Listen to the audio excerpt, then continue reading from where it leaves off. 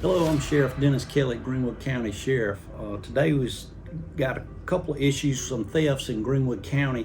And the first thing we're going to show you is this is a ground cable, a wire to the power that runs between the utility poles that we have some thieves that are pulling these down and cutting them, and they're trying to carry them to the recycles and, of course, get money for it. But if you see anybody out and about, with the pole pulling on the lines, or you see some lines laying on the ground, if you'll contact the sheriff's office, because we're trying to solve several of these cases where they're stealing the wire off the poles.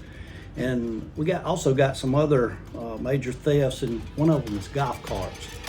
We had about 23 golf carts stolen just in Greenwood County. We recovered a few, and we have made an arrest of one individual, a couple individuals that were involved in a golf cart theft ring, and they were carrying them out of state. They were using U-Haul trucks to transport those golf carts once they stole them, so you couldn't see what they were hauling.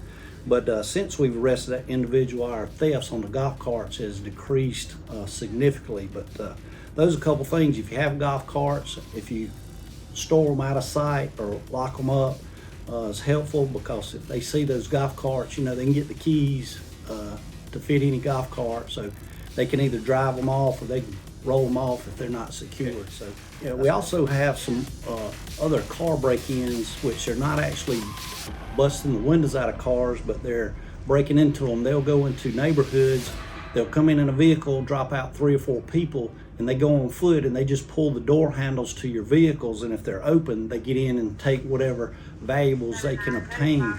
And so if you could, please keep your cars locked, and they're not going to break the windows out, because most of them will set off alarm.